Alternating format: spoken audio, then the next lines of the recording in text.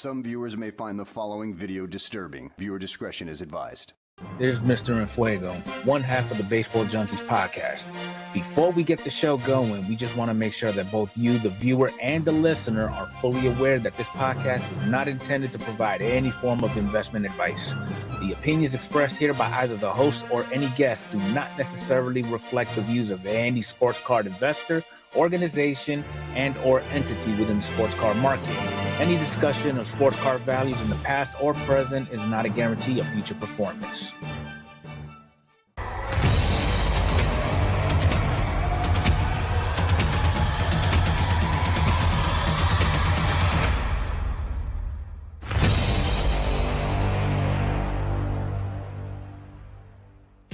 Two collectors with a common love of baseball cards. A league of her own, Mr. and Fuego. Welcome to the Baseball Junkies podcast.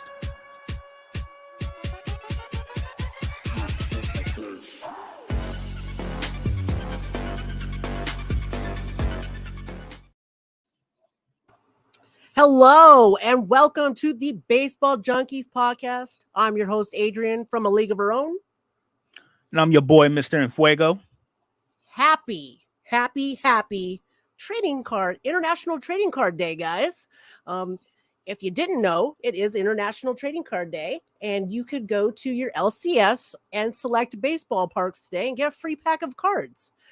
So if you haven't done that yet, make sure you get that done because it is today only, and it's always pretty fun. From what I hear, I don't have an LCS or a baseball park near me, so I sometimes get lucky when I go visit my sister in San Antonio. The LCS there always has them like left over, and usually gives me one when I buy some stuff. But at any rate, there's that.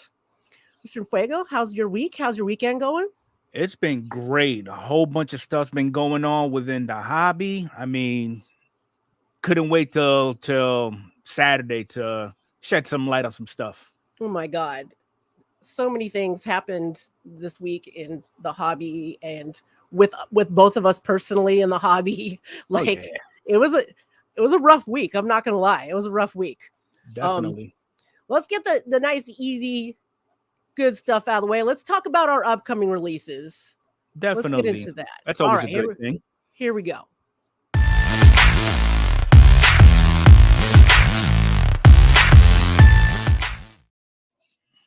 While it is still not coming out until the end of the month, early of next month, pre-orders for 2023 Topps Cosmic, Chrome Cosmic came up on Topps this past week. It sold out pretty quickly. They were about $250 for a hobby box. That was kind of that was a new set last year that came out that was pretty popular. It was kind of a fun new set. Kind of like Topps Fire / Chrome vibes. Some cool stuff in it nonetheless. And so it did sell out pretty quickly. I'm not sure how much of it they printed. $250 for a hobby box. It'll probably go up to about $300. My guess is when it releases on the actual release date. Well, last year's product ran up to about $500. Yeah. Oh man, there was like crazy like odds and stuff on that stuff last year. So I'm sure they're printing more of it this year. And, the rookie class this year ain't too shabby. So, I did see on Topps today that the complete sets, they might have been on there already because I feel like we announced the complete sets coming out last week. Yep. But they are on Topps, running about $60 right now if you're a complete set kind of person. Also coming out, we've been for months, but it comes out on the 9th, 2022, Topps Chrome Platinum Anniversary. Here we go. We need the hooray button going on right now, because obviously we've been waiting for that forever. I'm actually excited about it. It's affordable and it's going to be super fun. Last year, 2021, super fun. We took a look at the checklist and things this year and a kind of a look at the cards and all the different new parallels and stuff. And it's going to be so much fun. So it's about 110 right now pre-order for that and about 60 for the light hobby boxes. And the light hobby boxes were no joke last year. And so it's kind of a nice. It's a give and take with the light version because the autos are not guaranteed, but at least they compensate you with the blue mini diamonds. Yeah, they had all the parallels look super nice, and like I said, they got new ones this year, and I'm sure they're going to be. I'm looking forward to the toilet variations. Yeah, Tole. I don't know, that like cream parallels and stuff, something like that. Yeah. So, what do we got? And then a little bit higher end on the 16th of August, we've got Bowman Sterling coming out. I don't know the prices on that yet. Last year it ran about $11.50 a box, so a little bit of a higher end kind of set there, but that will be out soon. And those are our upcoming releases. Did I forget anything, sir? As far as upcoming releases, you covered the factory sets, you covered Platinum, Sterling, to be announced. No, on the 23rd, Immaculate Collection baseball is coming out. Yeah, I don't want to go too far ahead there. Don't want to go too far, but I don't think that's going to be something highly sought after. If anybody on here is a Topps MLB Now kind of person, there was a dual autograph of Adley Rutschman and Gunnar that dropped today. Gunnar Henderson. They're wearing like the cool glasses, like Star Trek looking glasses, and with dual autos. Those ran about $1,250. I think there was only 49 of them made though. So that's $1,250, not $12.50. Yes, in case you're wondering. Yeah, so got that going. So hey, let's go right on into them product reviews.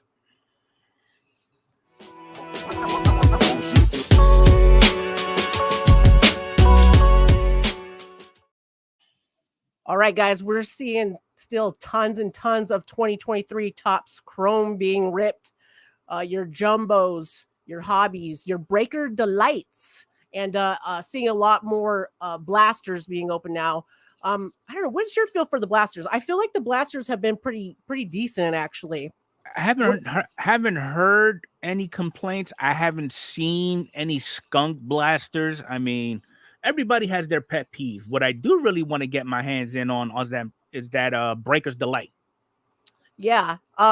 It's kind of a neat concept to just cut out all the base. No base in the Breaker's Delight. You're gonna get rid of all the fat. Just give me the meat. Yeah, several refractors to get some colored parallels and auto in that. So kind of nice.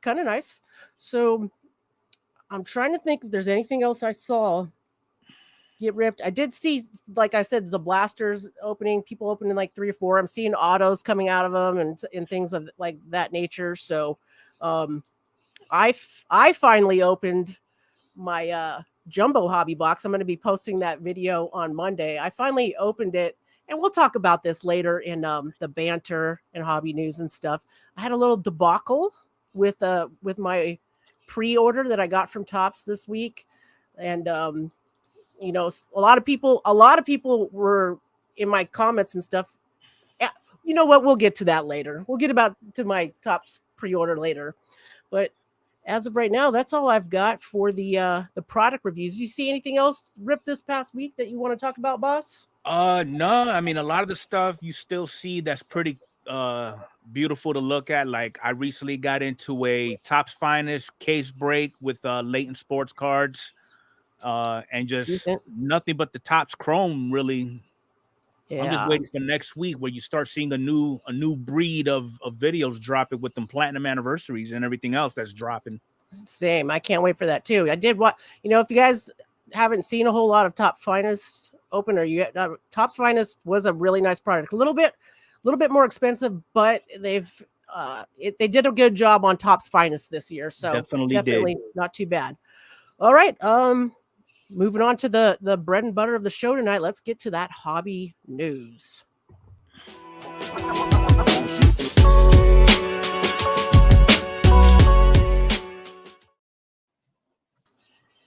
If maybe you didn't watch any YouTube, any hobby stuff this week, and maybe you missed that Panini sued Fanatics this week, and if you missed it, it's been everywhere. Pretty much every channel on YouTube that has anything to do with cards has been talking about it. Panini sued Fanatics basically for, I'm going to try to make the way I'm understanding it, Panini's, you guys are taking all my business. Basically they're saying, Fanatics is a monopoly, which, and let's see the exact term for the antitrust and, like wrongdoing towards Panini.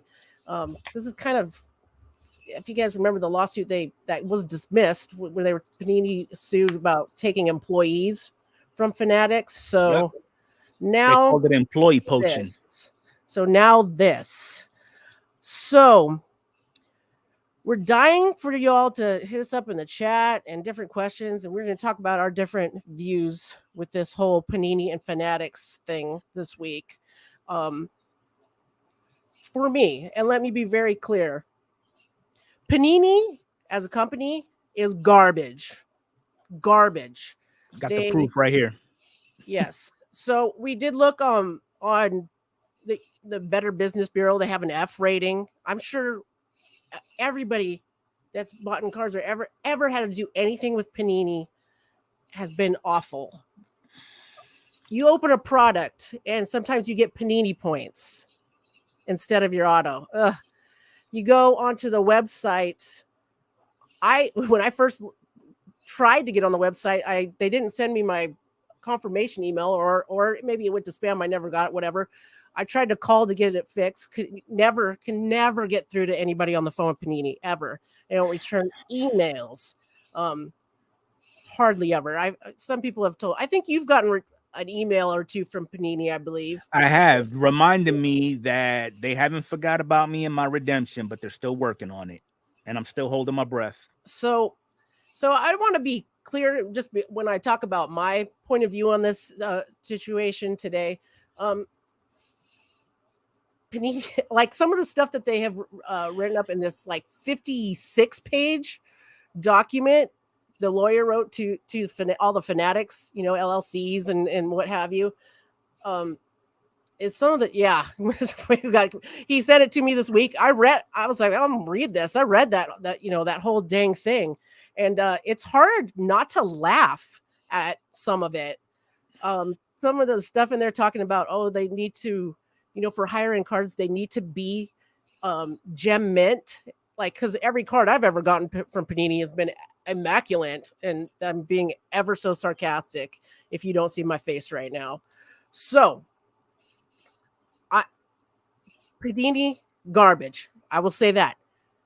However, for me personally, what I'm hoping for out of this is a lose-lose situation. I hope Panini and Fanatics lose. And let me tell you why. Like, Panini, like I said, garbage. Fanatics, things are looking good and sound good right now, but I don't have a good feeling about one company in charge of all of it. That's the only place I can get baseball cards from. That's that's it. That's it. I want to go back to the 80s and 90s when there was like 10 different trading card companies and they all had baseball licenses and all that stuff. Now, I don't want the overprinting. I don't want that. We're already on our way that way anyways, but just throwing that out there. I think it's good to have more than one company producing things. I'm not talking about just just card companies, but like any company. I'm not into the whole monopoly thing. However, Panini's stupid. They like if I'm a business and I'm trying to make money, Fanatics I should probably own a company that prints the cards, because Panini doesn't, goes out and has another company print cards for them. And so I don't know. I don't know what to say about this, other than Panini's stupid. They have been for a while. They're awful to their customers. Fanatics, things are looking good, but one company having all the power, I don't like it. Mr. Fuego, go. What you got? All right. I get to jump in my soapbox now. So let's do it. I actually printed up the court docket and I had to read it because, unlike certain members of our inner circle who are YouTube famous for being lawyers, I actually did take up law for 4 years. So I love stuff like this. Now, when we're talking about the incompetency of Panini, we're talking about Mr. Mark Warsaw, who happens to be the CEO of Panini. Okay. He has been notoriously known for making bad decisions. Okay.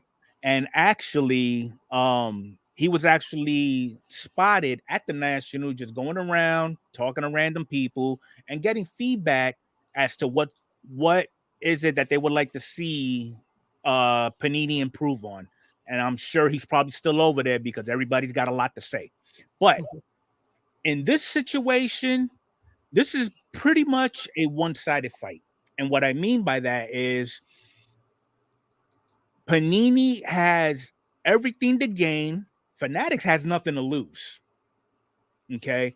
Because if you was to read this docket, the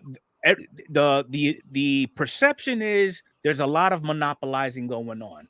And for somebody like Michael Rubin, who built this empire as quickly as he did, he's not a stupid man. Okay. He's crossed his T's, dotted his I's, and made sure he pushed that envelope far enough without it bending or any creases in it. So here's what's going on with this alleged monopolizing case. As of right now, we all know Panini still has licensing for basketball and football to include their player associations for the next 2 years. Okay. Come 2025, that's a done deal. Fanatics, with basketball and football and their players associations, they have those licenses for 10 years. Okay. But wait, there's more.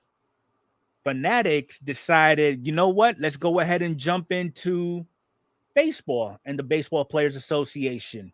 Not only did they get those licenses, they got them for 20 years. Okay. If there was monopolizing going on between Fanatics and Panini, there would be no licensing at all whatsoever for Panini. Okay. Yes, they don't have the licensing for active players. Okay. That's part of Fanatics doing. However, just so that they don't give the misconception that they are monopolizing and trying to cripple them overnight by going straight for the jugular, they still have their licensing for retirees, Hall of Famers, and prospects.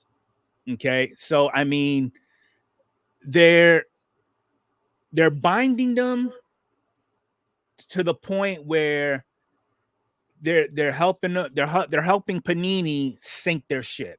Ultimately, Panini's going to sink on their own accord because, kind of like what Adrian touched up on, they don't have an F grade on BBB for nothing. Okay, you had to work towards getting that F grade. Now, I was looking up earlier on a good example of what is monopolizing, and for some of you who are older than the internet, Adrian and I included, Microsoft versus IBM. Okay. When Microsoft first came out, they did everything in their power to make sure that IBM software systems were not being ran on any type of computers whatsoever. They bought the distributors, the manufacturers, you name it. Microsoft got their hands on it, which prevented IBM from getting as big as Microsoft, and ultimately, rest in peace, IBM. All right. Now with Panini, they have a huge hurdle in front of them. They have to prove without a shadow of a doubt and beyond reasonable belief that there's monopolizing going on. Okay. They are still producing product. They are still ultimately responsible for how their designs of their product is, what type of products they do put out within reason, because again, they don't have the licensing for the active players, all right, because of Fanatics, I'm assuming. So, I mean, they still have a leg to stand on. But come court day, I'm going to find it really hard to believe to not only convince a judge, but a 12-person jury that Fanatics is basically hog tying Panini to a point where they can't operate at all. Change my mind. Oh man.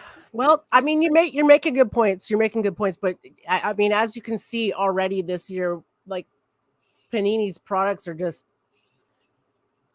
they can't, they're just garbage. But I hear what you're saying. You don't have bad thoughts there, but let's face it. There's right now the way things are going. There's gonna be one company making baseball cards, football cards, and basketball cards. One company, and kind of like what we talked about before, Adrian. I don't have an issue with one company controlling everything, because that just leads me to believe there's gonna be one standard. Yeah, and to me, that's potentially like horror. I mean, it can help. Horrible. It could help the hobby. It could hurt the hobby. Yeah, you know, it's all a matter. And again, keep in mind, Fanatics is not well inclined with the hobby. They just decided to get into it not too long ago. And, you know, there's going to be some growing pains, but I have a feeling if Fanatics keeps listening to their investors, meaning the collectors and everybody, it's just going to make the hobby better. So we'll just have to wait and see. We will have to. Yes, we do have to kind of wait and see and see how things progress and how cards and things are looking. Because I mean, don't get me wrong. Like thinking about Topps Chrome football and basketball cards, it kind of almost makes me want to start collecting football, basketball, just because of the cool stuff they can make. But I also think about all the cool stuff that Panini has made in the past. Certain inserts, Bomb Squad inserts, and Kaboom and stuff like that. Like. I don't know. I want there to be. I mean, the designs are more great. Than one option. It's just they don't have the ability of using everybody, all parts of the sport. Absolutely. Okay, some other little tidbits and hobby news, guys. We got PSA's new grading specials out. Get your 1960s cards out. We got $14 a card. Ooh, $15 a card.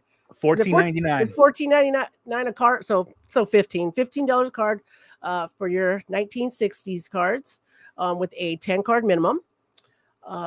We've got a slab crossover. Slab crossover. If you got that old version of a PSA slab, send it in. They'll update the slab for you.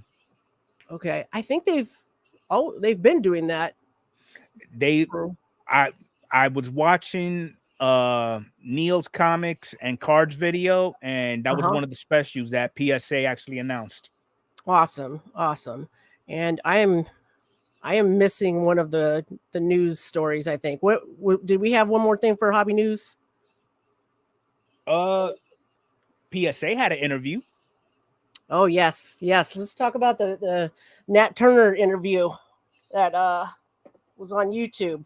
Yeah, so there was an interview that was conducted with the CEO of PSA, all right? And that's old Nat Turner.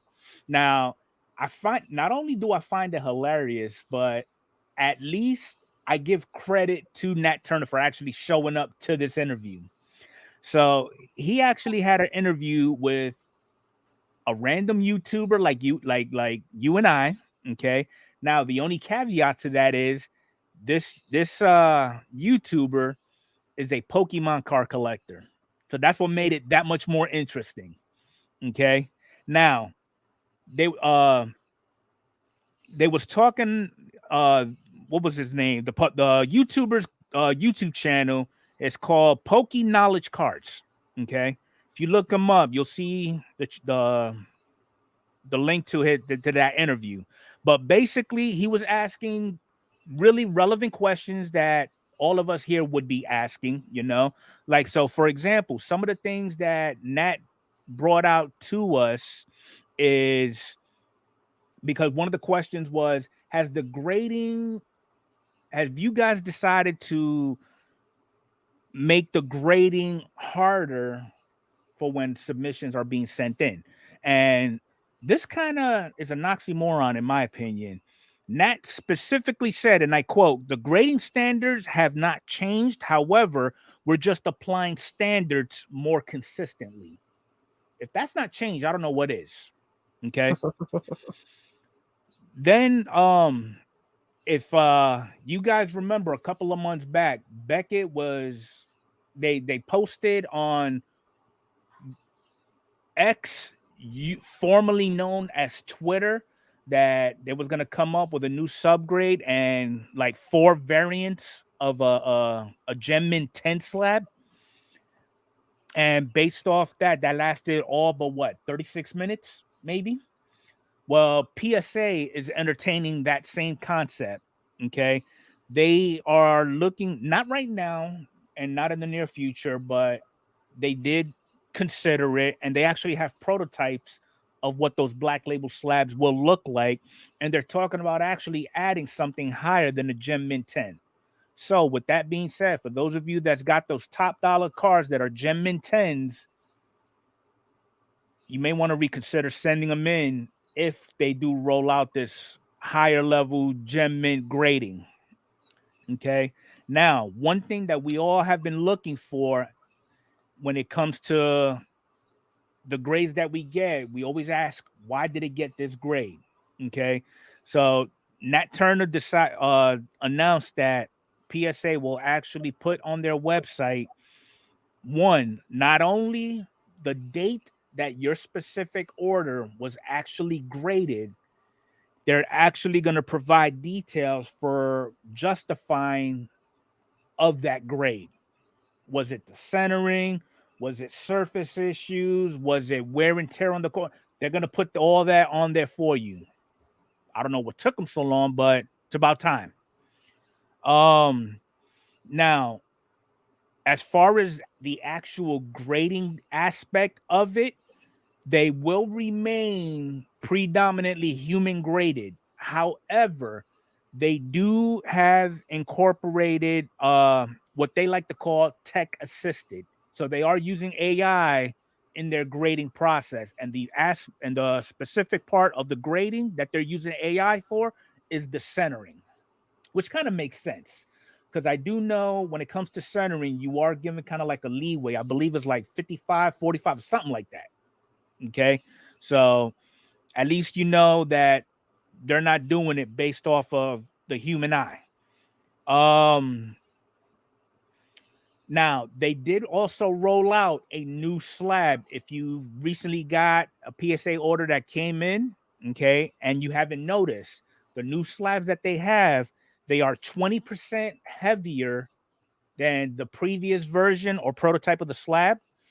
Okay. And on top of that, going forward, PSA is actually going to incorporate a security measure that only they will know when it comes to determining the authenticity of said slab. Okay.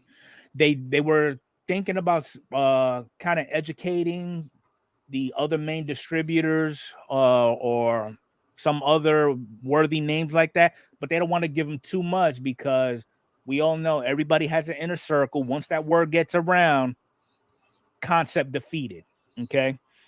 And then on top of the weight of the slab being slightly heavier, they are adding more UV protection to these slabs, which I don't understand why, because you have to be a fool to put your slabs in the sun directly. You know, I have, in my years of collecting, I've never seen an outdoor card show. If you have, you may want to relook at life. And the slabs are actually more durable to the point where you can't even crack them to get them resubmitted. And then the last thing that he brought out was, if you have if you are one of those individuals that sends in multiple submissions, okay, at the same time, but one gets processed more or faster than the other, their reasoning behind that was because they said there are some unicorn instances, such as the difficulty in grading a particular card in that order, the difficulty in slabbing a particular card in that order. They're checking for any type of counterfeit. So let's just say I decided to send in my 52 Manum. Okay. It's good. And I send a vintage order and I send a modern order. That vintage is going to take longer solely because of that vintage, that Manum, because they want to check for authenticity, make sure that it's legit. There's no counterfeits, no nothing, so on and so forth. So that's ultimately everything that was pretty much said in that interview that applied to what we do as far as the hobby is concerned. But if you want to check out the entire video, you can go check out Poke Knowledge Cards. His video was in there in its entirety. Okay, first of all, I've been to outdoor card shows, and I'm glad they say that in their flea markets. So, guys, we and Mr. Fuego were talking about this beforehand. I was like, there's already UV protection, right? Because I'm pretty upset if there wasn't UV protection. Now, I know for the most part, we all keep our cards inside, but then, sometimes we got sunlight coming into our room, blah, blah, blah. So that there is that. And there are, and flea markets, yeah, there are sometimes where cards are outside. So just wanted to throw that out there in the comments, and that's my experience as well. What I'm hoping from all this, I don't know if they said this, like something higher than a 10. I'm hoping they have a 9.5. Why doesn't we got 8.5? We got 7.5. How come there's no 9.5 with PSA? Well, I'm glad you brought that up because Yeah. I've actually got the grading standards here on my computer. And let me see what justifies a half grade. Cards that exhibit high-end qualities within each particular grade between PSA Good 2 and a PSA Mint 9 may achieve a half-point increase. So there are probably 9.5s out there. No. There are not. And that's a big thing. Okay. There are no 9.5s in PSA. So I'm hoping that that's something that they add. So because that's been kind of a thing. Like you do the 8.5s, you do 7, you do half grades, but you don't do it from 9 to a 10. So anyways, that was a really good summary there, Mr. Fuego. Thank you. Those are some like really interesting things that are coming from PSA. I'm curious if some of the recent PSA orders we did, are these new slabs already being produced? They're already out. Okay, so I'm wondering if some of our newer orders have been in these. So here's what I would do. You take one of the most recent slabs that you just received and take an older slab that you have and weigh them. And weigh them. I will do that. I probably am going to do that in the after hour show tonight. You guys, make sure you head over to Mr. Fuego's channel about a half hour after the end of the podcast tonight. That's where we communicate with all of y'all in the chat a little bit more personally and dive into different thoughts and things that happened in the podcast. Also, I don't want to forget, I gotta say this, I'm sorry, but SeatGeek, thank you, SeatGeek, for sponsoring your video. Thank you, God, sponsoring the video. Guys, make sure I've got my promo code in the description. Get $20 off tickets. And then Mr. Fuego, when you check out his channel later, he's got his promo code as well for SeatGeek. So just throw that out there for you guys. All right, I'm feeling good about hobby news.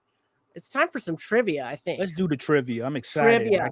I think we're gonna have a winner this week. All right, we didn't have a winner. I have a feeling I know who it's gonna be. I have a feeling too, because I saw the question already. Y'all ready for some trivia? Let's get it.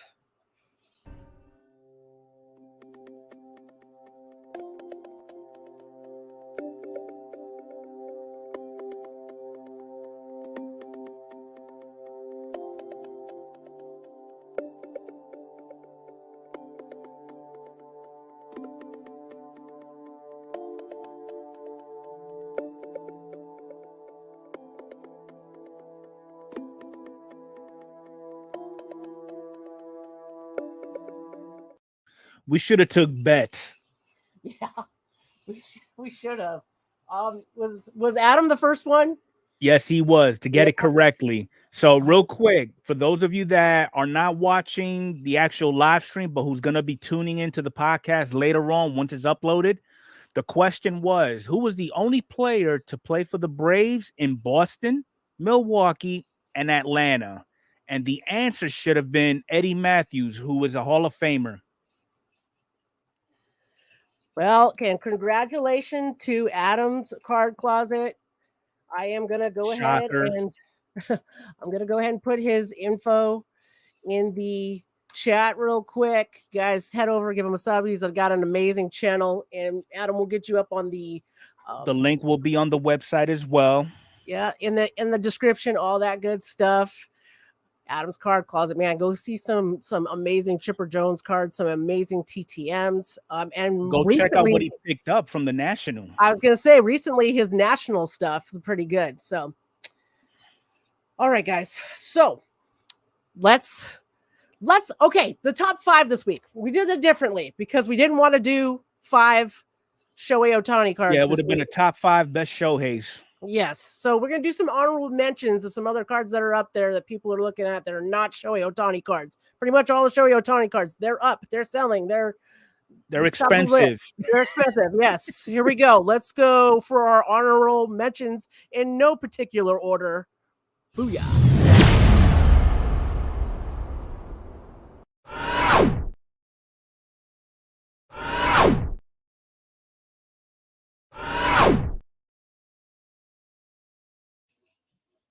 All right, guys. We talked about Sal Frelick last episode. He was in the top 5. This is his Bowman Chrome Sapphire, his Bowman first card as well. Recently came up on the Milwaukee Brewers. He is seeing some increases. Oh my God. Why don't I have up my statistics? And I do use Sports Card Investor for the cards, you guys. Who you looking up first? Sal Frelick? I'm looking up Sal Frelick, who is in the past 7 days a 1.9% increase. In the last 30 days, a 266.8% increase with his with those Sapphire cards. It's a 2021 Chrome Sapphire from Draft, selling around $40 raw. His last PSA 10 sale was yesterday, and that sold for just under $150. Nice. Not too bad. For a PSA 10, I'm super pumped about this one because this is like one of my favorite players in baseball to watch right now. And that's Randy Arozarena. He is fun. And when I was at the All-Star game this year, there was I talked to different kids and stuff out there. A lot of kids came up to me. I was wearing all my stuff, and they're like, "Oh, what's your favorite team? What's this?" And a lot of them said Randy Arozarena was their favorite player. I just dig the guy's presence. I dig what he's doing. He's a great player. He's got a good attitude. He's fun to watch. I honestly believe he's underrated.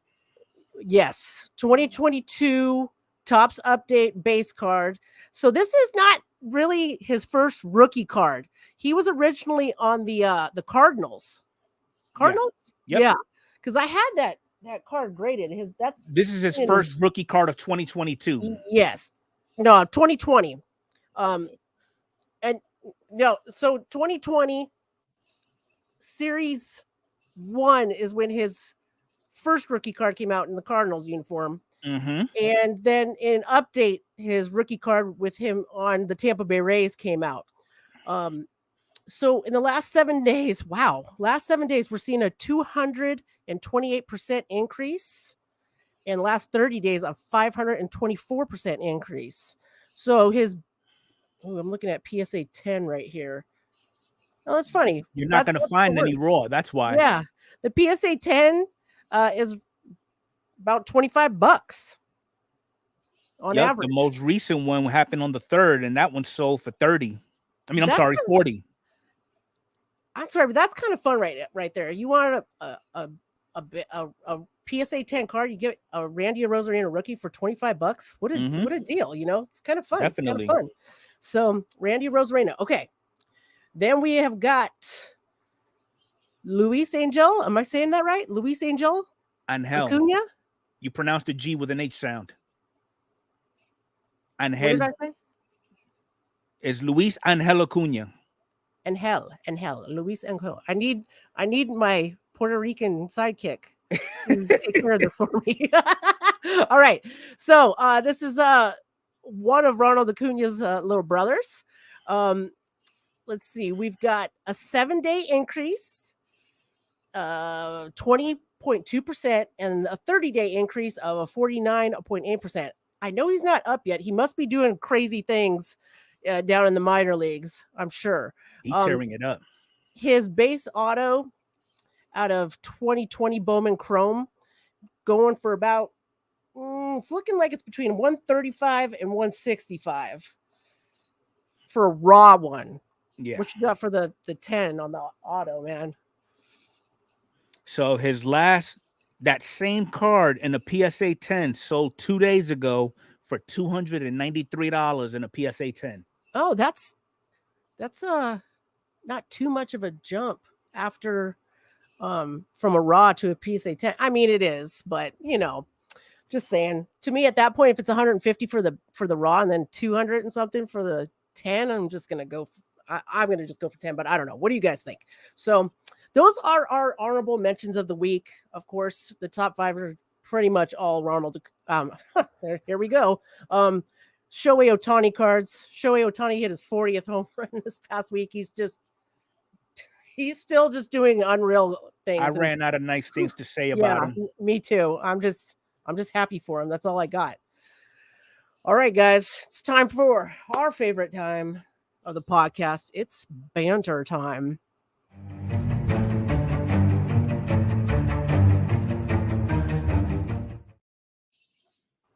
I don't even know where to start. Get it off your chest. Get it off your chest. I don't even know where to start.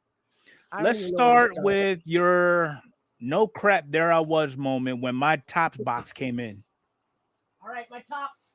Okay, so first of all, Topps Chrome 2023. I pre-ordered that stuff. It's only like a 1-day pre-order.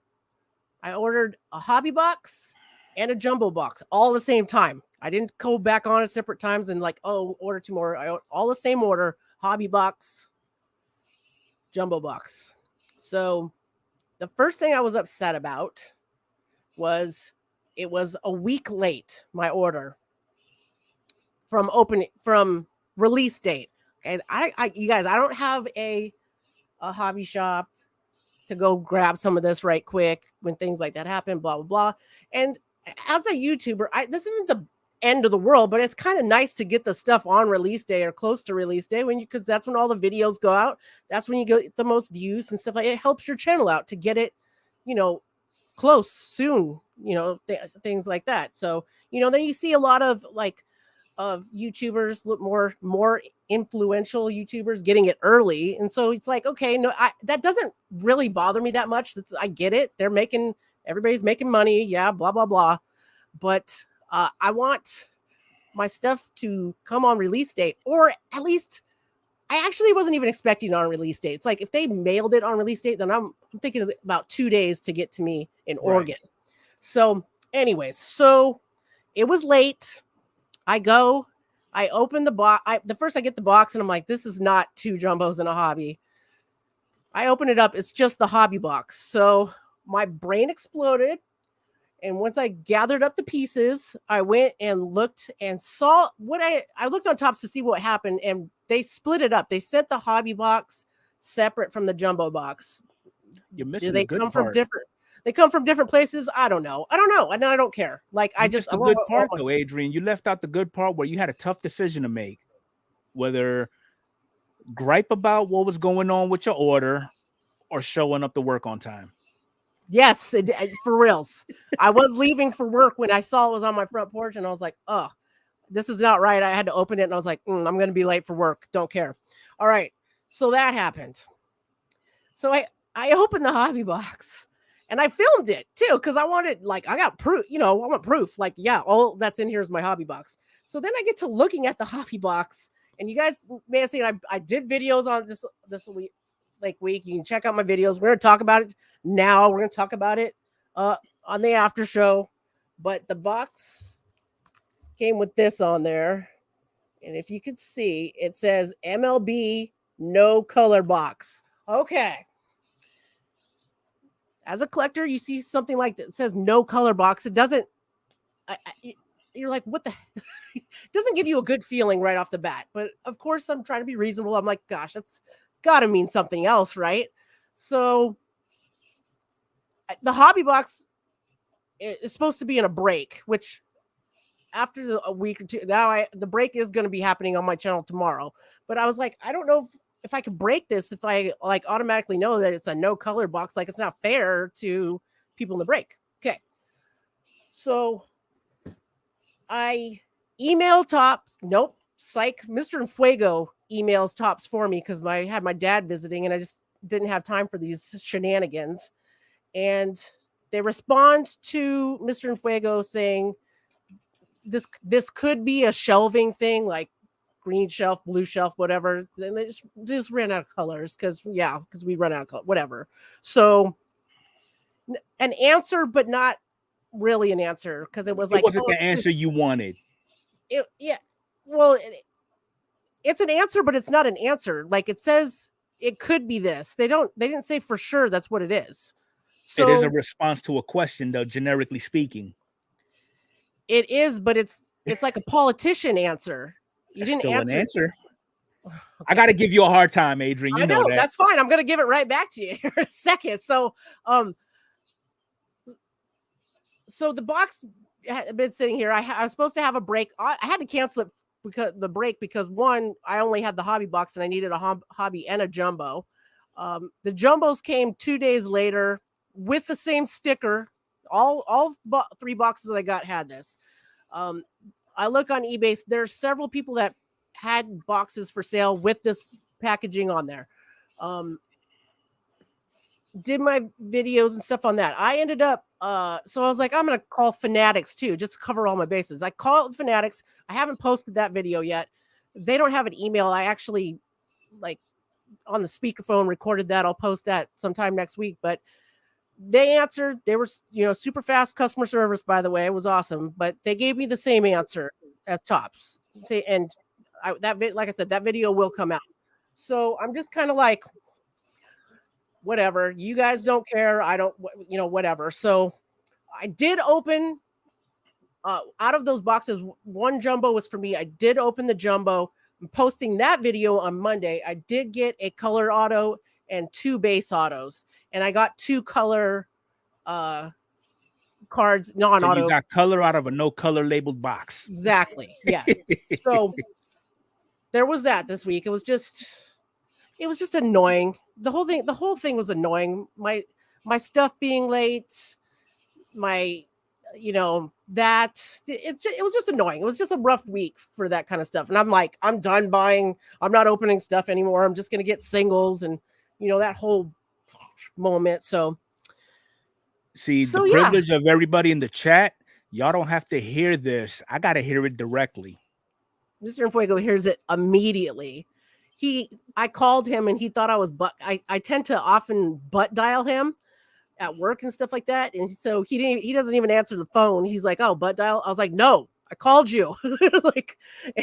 and I sent him the picture. He sent it to his, LCS and other people in the hobby he knows. I sent it to my other people and nobody's ever seen it before, so I do feel like it's probably nothing for reals. Like the true answer to that, it's probably nothing, but it's like, damn, dude, give it another name. Put another name on the label, man.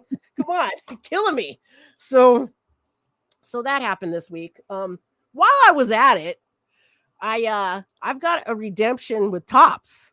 That's about coming up on 2 years old. I bought a 2021 Bowman draft box from Topps.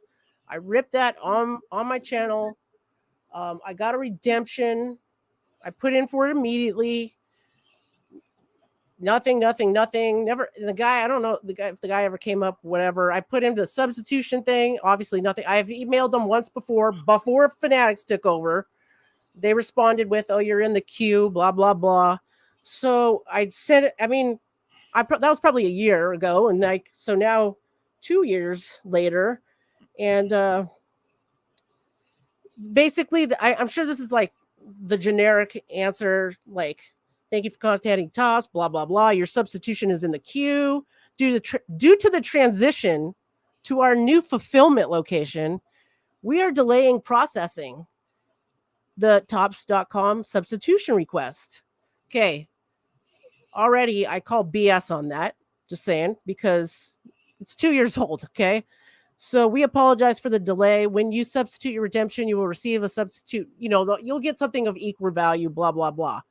Let us know if there's anything you can help. So I did respond to that. I'm like, 2 years is really unreasonable. Is there, anything else we can do? Like, what is this, Panini all of a sudden? Like, what's going on here? So I just was like, to our transition to our new fulfillment location. No, suck it. That's not right. It's not right.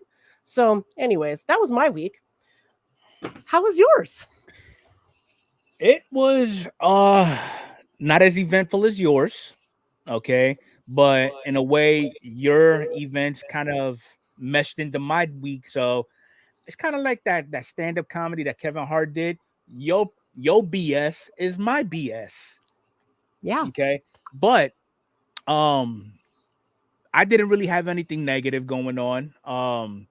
I did off camera open up a new box of 2022 Topps Logo Fractor Edition. Nothing spectacular. The only thing I pulled out of it was a purple out of 250 Wanda Franco. It was That's epic. gonna go That to was the awesome. upgrade shop. That made my week, actually. That was a cool pull, man. That was Yeah. awesome. I mean, I'm not gonna say no to it, but I only bought that. I bought that particular product because the Julio Rodriguez out of that particular product is the only version of his rookie card I do not have. Okay. Yeah. Hint, hint. But I do have some Sapphire coming in because I was supposed to have a date with the missus on Friday, but unforeseen, well, on my behalf, unforeseen circumstances came up where women issues came about, so we had to cancel. I was like, okay, no issues. I took date money, invested in a box of Sapphire. So Sweet. and then I you pulled a Bo Bichette logo fractor out of there too, so that was kind of cool. Yeah, there you go. It kind of counteracts your bad day into a good day. Yes. So, but I'm looking forward to next week where we actually get to physically see what we've been waiting on for 4 months. I cannot wait for the platinum anniversary, man. It's going to be awesome. Yes. Also, speaking of other awesome card things, I did get this in the mail today. Look at that. The red. You see how karma plays around, folks? Yep. So I found this one. I'm pretty sure I have the blue one too. I'm still looking through my Bo Bichettes. I started looking through them, and then you start organizing, and this was the only one I found so far. So going from there, dude. Oh my god, I have one last eBay follow up from my good friend on eBay that tried to return the $1,200 card. Okay. So I had sold a couple cards on eBay this past week. I don't sell as much on eBay anymore because I do the whole Silco thing and try to do a lot of stuff with people in the community on the Discord and stuff like that.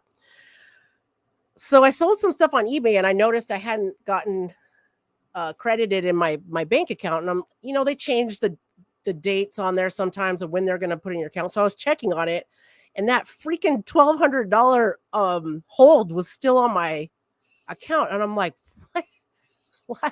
what is happening this week? Like, is this like a sign? Like, do I just need to take a real break and just view the whole card thing? Well, I get on eBay's chat thing on the computer and get transferred to 3 people, show them the whole tracking and all that stuff. And eBay removed it right away. I couldn't believe it. I believe it because it was the right thing to do, but I thought I was going to have to go through days of stuff. So that is the final chapter of that eBay story with the $1,200 trying to refund it after it had tracking and a signature on it. So, what a week. Next week's going to be better. It's going to get better. I'm doing a break tomorrow on my channel of 2023 Topps Chrome, a jumbo and a hobby using the Silco app. All teams starting at $10. Oh, at 1 p.m. Pacific, 4 p.m. Eastern. So hopefully you guys can come check that out. Opening some Chrome. I'm hoping to pull somebody something epic. Let's do that. It always makes me feel better. I want to pull somebody like an epic auto or some kind of parallel that's insane. So let's do that. Mr. Fuego, what you got, man? Well, I just dropped the Topps Finest video a couple of days ago. Make sure you go check that out. Next week, I'll be uploading my hobby box of Topps Chrome. And then the long-awaited J-Rod show is getting closer. We've got the Yes. last pieces of the puzzle in the final stages of grading. So once I have those, we're going to go ahead and work on what I'm going to say. And I don't care who you are, you ain't going to change my mind. The greatest Julio Rodriguez collection ever shown on YouTube. Yes. Your last 3 Julios that I have at PSA for you are in QA check too. So I'm thinking next week, early next week, I get the email, they get shipped. Hopefully they're at your house by the end of the week is my hope. So we're looking at maybe next weekend or maybe the following week, the J-Rod graded collection. Oh, it's going to be epic. It's going to be epic to see them all together, man. So, dang. It has been a good podcast. It's like totally made me feel better about you the whole look week. refreshed now. And I was just about to say that. You let off a whole bunch of negative vibes, and now you're glowing. Yeah, I feel better. Everybody in the chat's making me feel better with their comments and stuff like that. And I don't know, man. I don't know. Thank you guys. Thank you guys for bringing me out of the pits of hobby hell and back into why we love it. Like I got this. I'm gonna start this rainbow now because me and Mr. Fuego love each other. We love to put each other through hell. But out of my jumbo box, I pulled the one card I wanted to pull, and that was this the Titans Bo Bichette. So just one more for the Bobo. There you show. go. So yeah. All right, guys. That is all I have for the podcast today. Mr. Fuego, you got anything else? Nothing else. Be sure to show up 30 minutes later for the after hours where we just take off the gloves and tell you how we really feel, and we get to hear it from y'all. Yes, and we'll be commenting and talking with you, going after comments and chatting with you more as well, Mr. Fuegos. And you guys, thank you so much for being here today. If you're with us here on YouTube, please consider hitting that like button if you enjoyed it. If you're new, maybe consider subscribing, and then please head over to Mr. Fuegos about a half hour after this. And also, if you are listening, or if you guys don't know, you can listen to this podcast on any podcast format you want. We're on Apple, we're on Spotify, we're on Amazon. What you got, boss? I know you didn't. I could tell when you read my texts and when you don't. So one last caveat. Are you talking about what our ranking? Yes. Yeah, I saw that and I ignored it. Go ahead. Okay. So a couple of months ago, I had put out at one point from the top baseball card podcast out there. We started out at number 8. Okay. Then a couple of weeks later, Adrian and I started doing some serious grinding, trying to make this as entertaining and informative as possible for everybody that's tuning in live or that's listening in on the streams on the podcast. We moved up to number 5. Okay. Shortly after, we dropped down to number 9. So it's kind of a little bit discouraging, but whatever. You know what? Pick ourselves up, dust ourselves off, keep on driving. Yeah. As of Thursday, we are at actually ranked 7th. So we're still in the top 10. Yes. Okay. And that just tells us, it's we got a long way ahead of us, but it's not something that cannot be done. And we'll get there again. I guarantee it. Okay. And